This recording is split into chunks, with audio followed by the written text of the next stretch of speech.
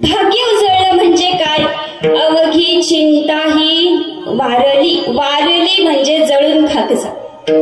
आणि जळून खाक झालेली वस्तू पुन्हा उत्पन्न होत नाही. महाराज म्हणतात ती चिंताच आता माझ्या आयुष्यात राहिली नाही.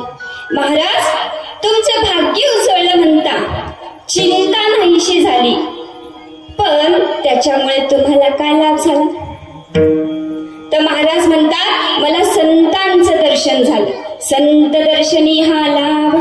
संतांचं दर्शन झालं आणि संतांचं दर्शन झाल्यामुळे मला गुरूंची भेट झाली, सद्गुरूंची भेट झाली. मनातलं अज्ञान दूर झालं आणि त्याच्यामुळे मला पद्मनाभ, पद्मनाभ म्हणजे ज्याच्या नाभीतून कमळ उमललंय असा तो पद्मनाभ, तो हरी, तो पांडुरंग परमात्मा मला जोडला गेला, प्राप्त झाला. महाराज तुमचं भाग्य उजळलं म्हणता, चिंता नाहीशी झाली, संतांचं दर्शन झालं, गुरूंची भेट झाली, सद्गुरूंची भेट झाली, मनातलं अज्ञान दूर झालं. त्याच्यामुळे तो पांडुरंग परमात्मा हरी जोडला गेला, प्राप्त झाला, कळलं, समजलं महाराज. पण तो जोडलेला भगवंत तुम्ही ठेवला तरी कुठे? तर महाराज म्हणता तो जोडलेला भगवंत मी माझ्या हृदयात साठवून ठेवला. एवढा प्रभू भावेतेने संपुष्टी राहावे, साठविला हरी जी ही हृदय मंदिरी. म्हणजे तो जोडलेला भगवंत मी माझ्या हृदयात साठवून ठेवला. लक्षात घ्या. आणि शेवटच्या चरणामध्ये तर महाराज असं सांगतात बाबा की तो दैवाचा ठेवा आमच्याकडे आधीपासूनच होता, पण अज्ञानामुळे दिसत नव्हता.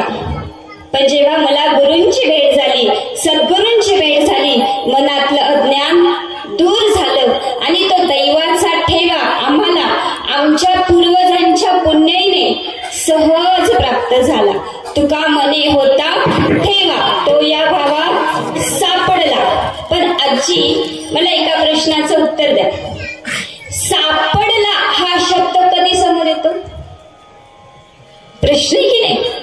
सापडला हा शब्द कधी समोर येतो? तेच माहित नाही. तेच माहित नाही, बरोबर ना? म्हणजे कसं झालंय माहिती का? जेवायला खूप आहे पण डायबिटीस आहे, गडबड, हो की नाही?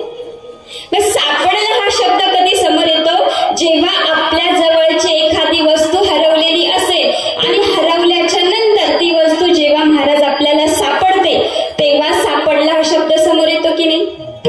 मग मला सांगा, वस्तू सापडण्यासाठी ती आधी आपल्या जवळ असावी लागते की नाही? बरोबर ना? म्हणजे आपल्या जवळ असणारी वस्तू जेव्हा हरवते, हरवल्याच्या नंतर ती सापडते, तर सापडण्यासाठी आधी असावी लागते. हे तर मान्य की नाही? मग महाराज म्हणता तो दैवाचा ठेवा आमच्याकडे आधीपासूनच होता, पण अज्ञानामुळे दिसत नव्हता. जेव्हा गुरूंची भेट झाली, सद्गुरूंची भेट झाली, मनातलं अज्ञान दूर झालं आणि पूर्वजांच्या पुण्याईमुळे आम्हाला तो दैवाचा ठेवा सहज प्राप्त झाला. असा या अभंगाचा गोड भावार्थ. विठ्ठल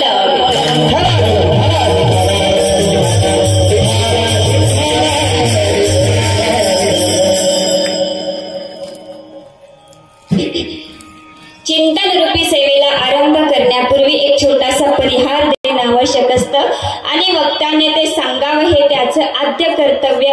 आणि त्याच न्यायानं आज या ठिकाणी श्री क्षेत्र अंबिका माता देवस्थान निंब्राळ, तालुका अकोला, जिल्हा अहिल्यानगर या ठिकाणी सुंदर असं भव्य दिवस सप्ताहाचं अखंड हरिनाम सप्ताह या ठिकाणी आयोजित करण्यात आलेला आहे. आणि वर्ष दुसरे म्हणजे सप्ताह नवीनच आहे, बरोबर ना? आणि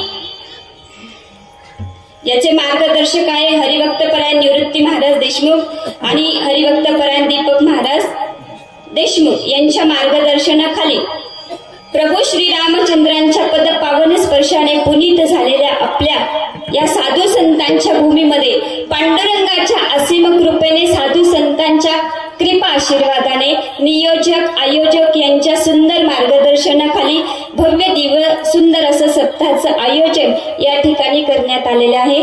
आणि त्यांच्या निमित्ताने तुमच्या सर्वांच्या सर्वांच्या विश्वासातून प्रेमातून 7व्या दिवसाची सेवा आज माझ्याकडे सुपूर्द करण्यात आली आहे. ज्यांच्या माध्यमातून ही सेवा माझ्याकडे आली आहे ते आमचे बंधू विनायक